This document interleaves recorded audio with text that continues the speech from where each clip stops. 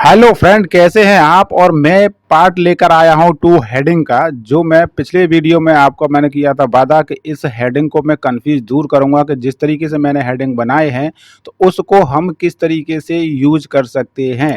तो पिछले वीडियो में मैंने आपको यहां पर क्लियर पढ़ाया था कि यहां नॉर्मल हेडिंग यानी हेडिंग, हेडिंग 2, हेडिंग 3, 4 मैंने बनाना बताया था।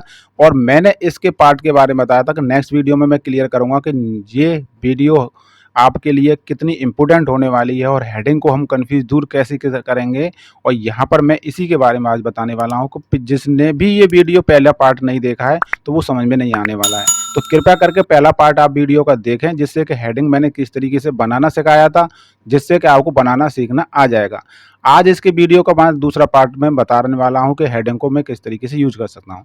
तो देखिए, यहाँ पर मैंने हेडिंग बनाए थे और हेडिंग को मैं क्लियर डायरेक्ट ही बता देता हूँ कि यहाँ पर मैं कंट्रोल F करूँगा। यहाँ पर तो आप देखेंगे CPU का ऑटोमेटिक हेडिंग निकल के आ रहा है।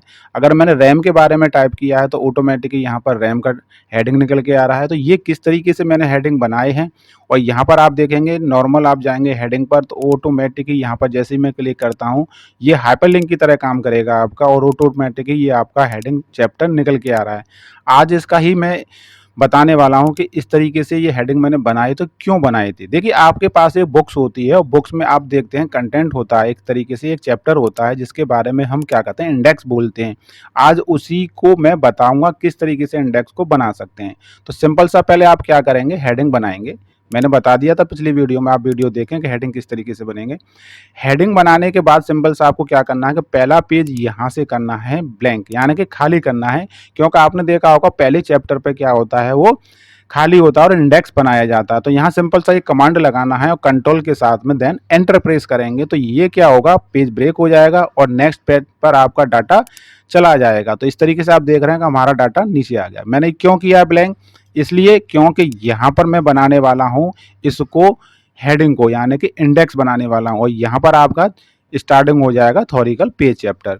तो इस तरीके से आपको क्या करना है, कंट्रोल प्लस एंटर मारना है और ये डाटा नीचे चला जाएगा। तो देखिए, यहाँ पर मैं आपको बता दूं कि इस तरीके से हम इसको यूज किस तरीके से कर सकते हैं।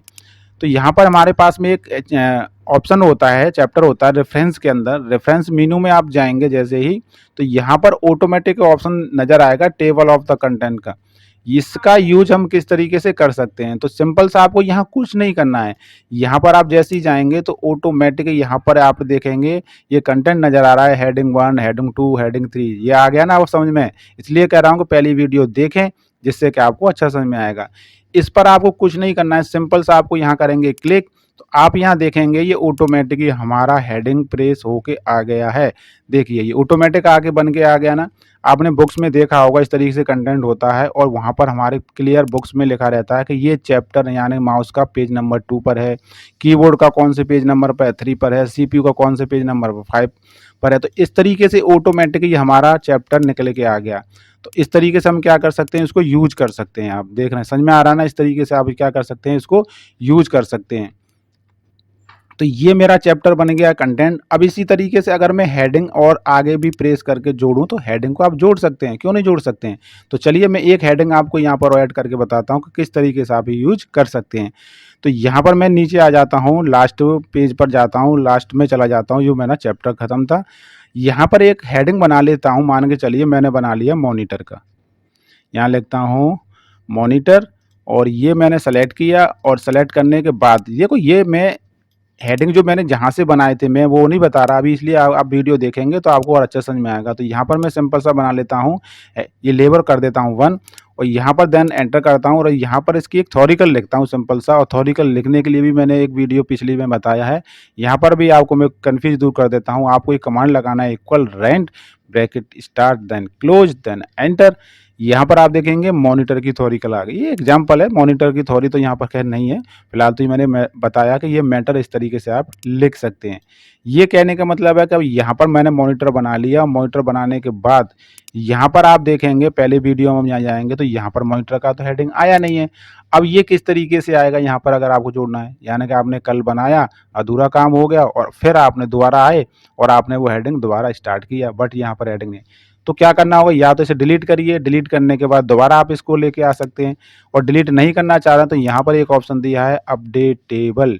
अपडेट टेबल पे आप जैसे क्लिक करेंगे और अपडेट एंटायर टेबल पे क्लिक करेंगे और देन करेंगे ओके, तो आप यहाँ पर देखेंगे मॉनिटर का हेडिंग हो गया, आ गया और पेज नंबर दिखा रहा है यहाँ पर 9। तो हम ये भी चेक कर लेते हैं कि रैम का पेज नंबर 7 पे है या नहीं है। तो चलिए क्या करेंगे, कैसे चेक करेंगे, तो कंट्रोल ऐप करेंगे और यहाँ पर रैम लिखेंगे, रैम ऑटोमेटिक यहाँ आ जाएगा और नीचे कॉर्नर में लेफ्ट साइड में आप देखेंगे page number 7 of the 11 automatic आपको दिखा रहा है ना। तो इसका मतलब क्या है, ये 100% सही है, पेज नंबर हमारा है 7 पर। तो आप देखिए ऑटोमेटिक यहाँ पर फिर मैं दिखा रहा हूँ, यहाँ पर क्लिक करता हूँ और चलिए तो यहाँ पर देखिए आ रहा है ना पेज नंबर 7 रैम। तो उम्मीद कर रहा हूँ आपको समझ में आ रहा होगा, नहीं भी आ रहा होगा तो पहला वीडियो देखें और फिर ये समझ में आएगा स्टार्टिंग से, फिर दूसरा देखें, जिससे कि दोनों वीडियो को देखने के बाद आपका हो जाएगा कंफ्यूज दूर, जिससे कि ये कंटेंट किस तरीके से बनाया और यहाँ पर भी आपको सीखने को मिल जाएगा कि ये हेडिंग 1 हेडिंग 2 का यूज हम किस तरीके से करते हैं। ये बहुत ही कम आपको पढ़ाया जाता है, इसलिए बहुत ही इंपॉर्टेंट मैं निकाल के लेके आया हूँ इस वीडियो को आपके लिए। तो वीडियो पसंद आया होगा, लाइक कमेंट शेयर करें। Thank you.